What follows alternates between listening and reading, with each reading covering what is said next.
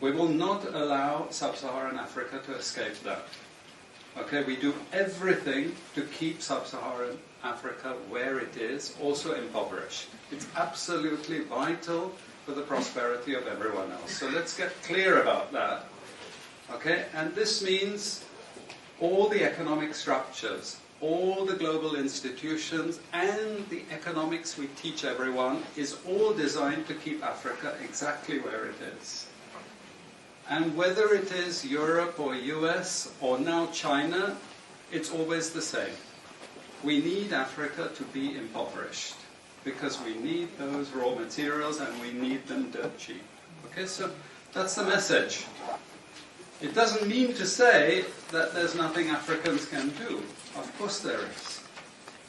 Okay, but this is the opposition that they're fighting. This is what it's about. Because if Africa does do something different, I assure you living standards of all those in Europe and North America and Asia is going to fall.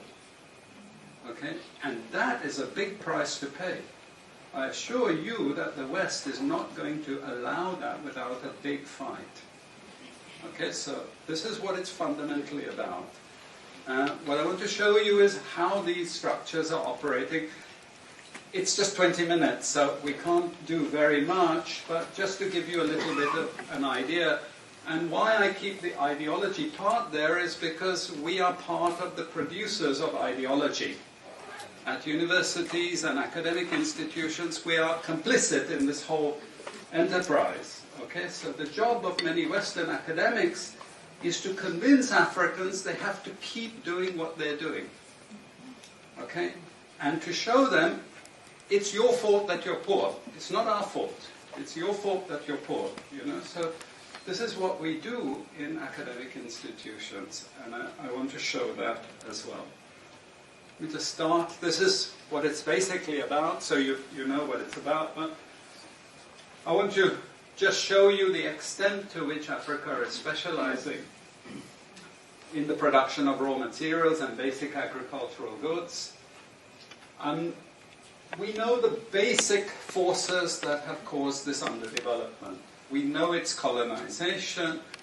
I will not discuss that very much because my colleague speaker is going to go into some aspects of this. But I do want to discuss the global economic structures, the global financial institutions, and economic ideology, briefly, to give you a flavor of those. Let me start with this. You can't really see it so easily, but if those of you who are interested, you want the PowerPoint, I'm sure we can make it available to you. But the thing that you really need to see is the top line. Okay? And the extent of dependency is captured by this statistic at the top. Okay? And you compare it with all other income groups, and what you see is essentially in that one statistic how dependent sub-Saharan Africa is on raw material production. Okay? This is the very heart of what makes sub-Saharan Africa beat. Okay? Here, just to have a look at one very important additional statistic, with all this export coming from sub-Saharan Africa, how much does sub-Saharan Africa account for in terms of global trade value? We know there are vast resources coming from there, but look at the bottom line in terms of global trade value. Look at that. 0.5%, 1975, 0.95%, going down to 0.1. To 0.1. Meaning that with all these vast resources being produced, how much are they getting for it? Nothing. Nothing. This is a very significant piece of data. Then I just want to show you what has happened to sub-Saharan Africa, because what we know, and from all studies, no country ever develops without manufacturing. Okay, producing raw materials will not take you anywhere. Producing basic agricultural goods will not take you anywhere. And let's have a look at how much manufacturing activity takes place in sub-Saharan Africa. We can look over the last 15 odd years, 15, 20 years.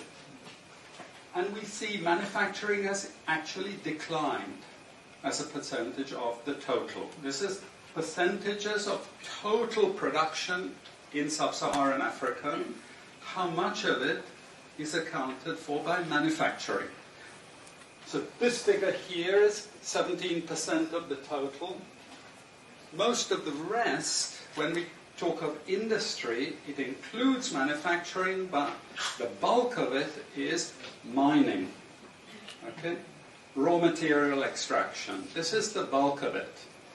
And here we see actually raw material extraction has stayed the same. What has caused industry to fall is the fall in manufacturing production. This is deliberate because we will never, as Western economists, as Western policymakers, we cannot afford to allow Africa to industrialize and start producing manufactures. Okay, so we will do everything to stop that. And I'm going to show you how we actually block that. It's